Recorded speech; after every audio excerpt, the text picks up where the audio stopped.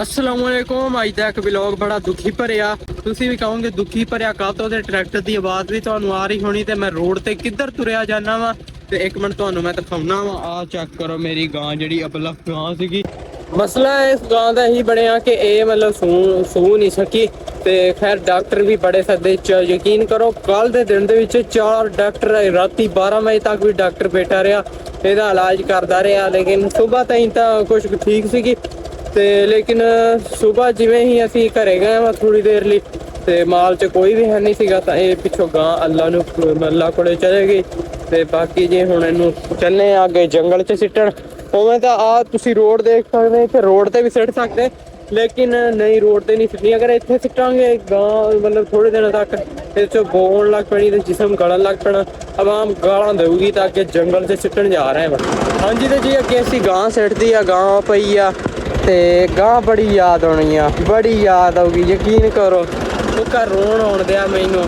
ਆਖਿਰਕਾਰ ਇਹਦੇ ਨਾਲ ਟਾਈਮ ਸਪੈਂਡ ਕੀਤਾ, ਪੱਠੇ ਪਾਉਂਦਾ ਹੁੰਦਾ ਸੀਗਾ, ਬੜਾ ਯਾਦ ਆਉਣਾ ਗਾਂ ਨੂੰ। ਚਲੋ ਫਿਰ ਹੁਣ ਚੱਲਦੇ ਆ।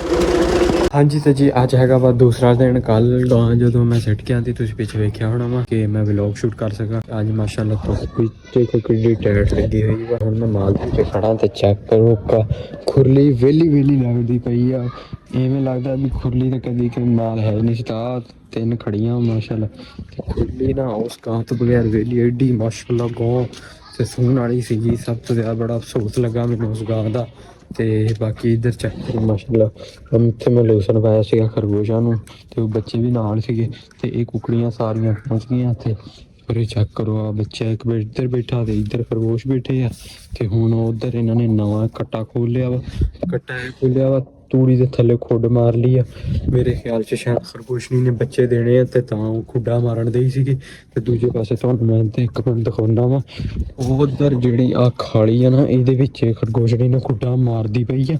ਤੇ ਲੇਕਿਨ ਅਸੀਂ ਵੱਟੇ ਰੱਖ ਦੇਈ ਤੇ ਵੱਟੇ ਰੱਖ ਕੇ ਖੁੱਡ ਨਹੀਂ ਮਾਰਨ ਦੇਈ ਖਰਗੋਸ਼ਾਂ ਨੂੰ, ਇਸੇ ਵਾਸਤੇ ਉਹਨੇ ਤੂੜੀ ਦੇ ਵਿੱਚ ਖੁੱਡ ਮਾਰ ਲਈ ਆ। ਤੇ ਬਾਕੀ ਇੱਕ ਦਿਨ ਚੈੱਕ ਕਰੋ ਬਤਖਾਂ, ਇਹ ਵਿਚਾਰਾ ਬੜਾ ਉਦਾਸ ਖੜਾ ਵਾ ਕਿਉਂਕਿ ਤੁਹਾਨੂੰ ਪਤਾ ਵਾ ਮੈਂ ਦੱਸਿਆ ਸੀਗਾ ਵੀ ਇਹਦੇ ਨਾਲ ਜਿਹੜੀ ਬਤਖ ਆ ਉਹ ਰਾਤੀ ਕੁੱਤਾ ਲੈ ਗਿਆ। ਤੇ ਚਲੋ ਇਹਦੇ ਵਾਸਤੇ ਵੀ ਹੁਣ ਮੰਡੀ ਜਾਊਂਗਾ ਤੇ ਮੰਡੀ ਦੇ ਵਿੱਚੋਂ ਮੈਂ ਕੋਈ ਬਤਖ ਹੋਰ ਲੱਭ ਕੇ ਲਿਆਉਂਗਾ।